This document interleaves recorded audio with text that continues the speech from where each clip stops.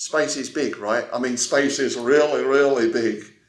But what if you were the captain of a Gorn strike cruiser and you set off and went in a straight line out and out and out until you reached the edge of space? What would you find there? Well, today, through the medium of Starfleet battles, we're going to find out.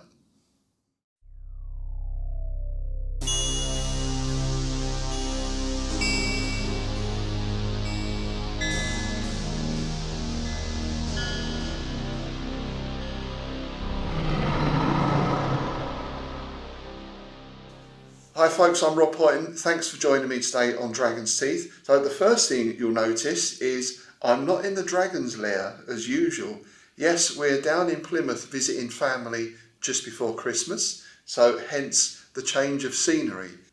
Now, Starfleet Battles, as you know if you watched our previous board game episode, is one of my favourite games. In fact, I think it's my top board game. Luckily, we've been getting a few more sessions in down at Bedford Gladiators. In fact, the last one was with Matt. And I said to Matt when we set the game up, have you got any particular preference as to whether you'd like to be Federation or Klingon or whatever? And he said, oh, I like to play the Gorns. Everyone's seen that classic episode, right, Arena, where Kirk fights the big lizard man. So they're represented in Starfleet Battles as the Gorn Alliance. Now, we could have just got a couple of ships of equivalent size, couple of heavy cruisers, and you charge it at each other from opposite sides of the board. But one of the great strengths of Starfleet Battles is the ability to create scenarios.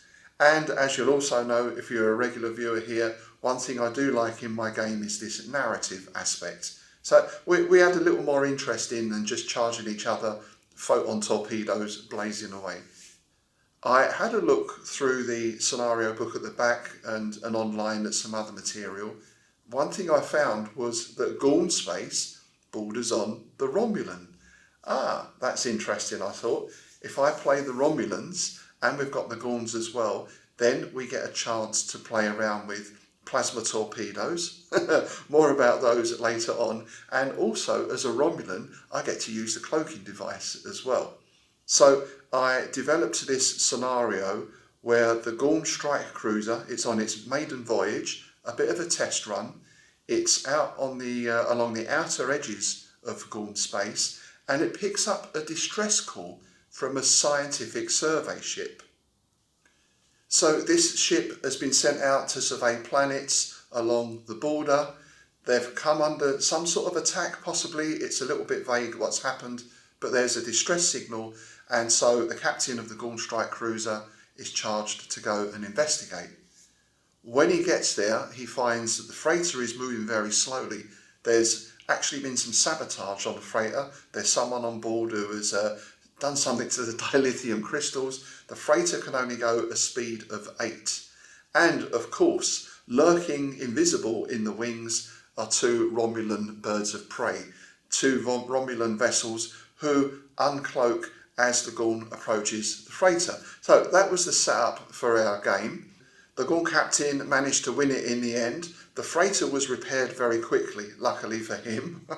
He got a very good dice roll on the first turn, so that meant the freighter was able to pick up speed and escape, and the strike cruiser was able to escort it safely off while fending off the attacks of the Romulan vessels. Now, I mentioned those plasma torpedoes, so these are the primary heavy weapon of both the Gorns and the Romulans. Basically, it's a huge ball of energy that fires out. It's a seeking weapon, so it's going to head directly to the target, and when it gets there, of course, all that plasma goodness is unleashed upon the enemy. However, two drawbacks. One, the further the plasma torpedo goes, the weaker it gets, and they're very slow firing. Normally, with most of them, you're looking at 3 turns to charge and fire. So disruptors you can fire every turn, photon torpedoes it's 2 turns, plasma torpedoes, very powerful, but 3 turns of arming. Having said that, Matt did catch one of my Romulan ships at close range. I think it was in about 5 or 6 hexes. He unleashed the latest model of the plasma torpedo that did 60 points of damage. that just obliterated the shield and most of the inside of the Romulan vessel as well. So yeah, plasma torpedoes, especially the more powerful ones, don't get too close. Matt said he really enjoyed the game and he was very impressed by the rules. That's been the case of everyone down the club so far who's played it, especially those, of course, who have never experienced it before. And again, I would say to anyone, don't be put off by this apparent complexity, because it really isn't that complex if you stick to the basic level rules, if you understand how to fill out your energy allocation sheet. That's all pretty straightforward. But then this tension comes in with this 32 impulse turn. 32 impulses, during any of which you might fire. Your movement is set by your speed, of course, but we get into that idea of, do I hold fire? Do I wait till I get closer? Which shield should I face the enemy with? All these little decisions are being made impulse by impulse, which really ratchets up the tension in the game. So that answers one question about what's at the edge of space, or at least at one edge of Gorn space. The answer is Romulans.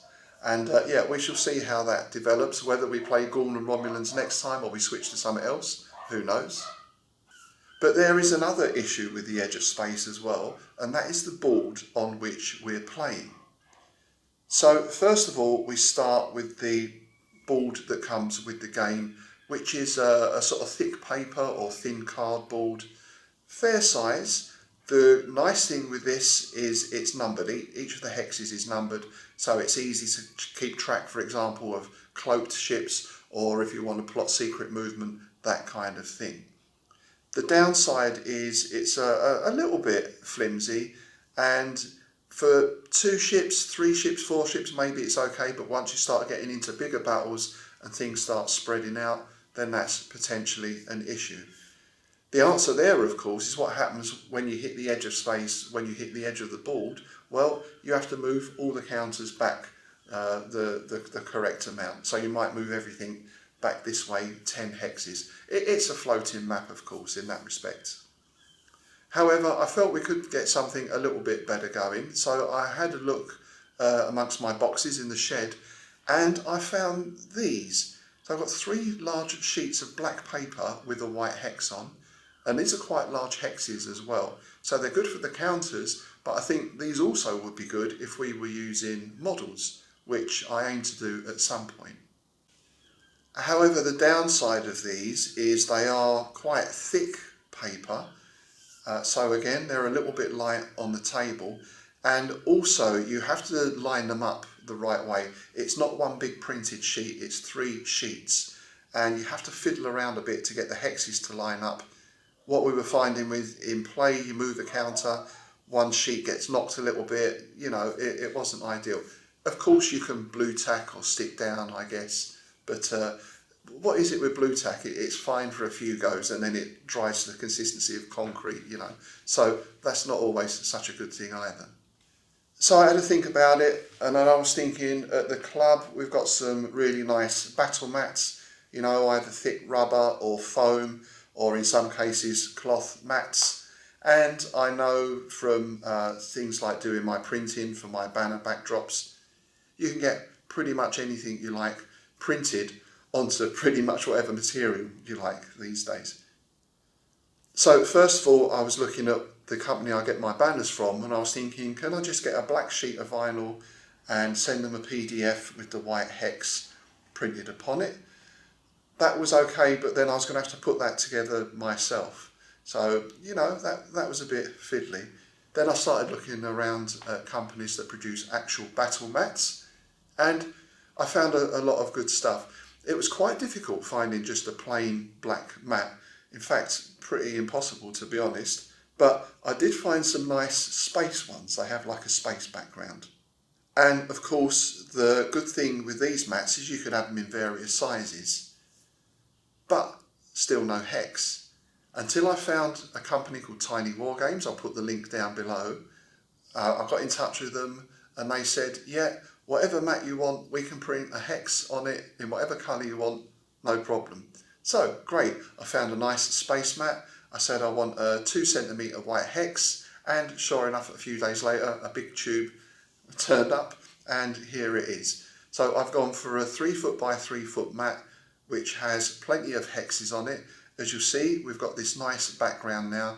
We've got a good heavy mat that sits on the table. It's not going to move around when we nudge the counters about. I guess also if there's any spillages or anything like that, we can wipe it clean, which you couldn't do with the paper mat. So yes, very happy with that, and this is going to be our standard mat for Starfleet battles from now on.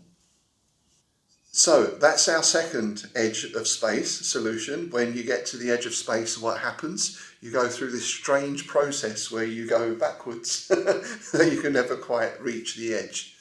However, there are even greater perils that lurk at the edge of space.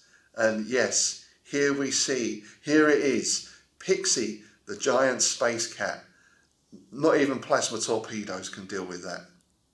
Alright, that's it for today, folks. Thanks very much for watching. As we're at that time of year, I hope you have a very happy festive season, and I'll see you next time. Scotty, beam us up, mate.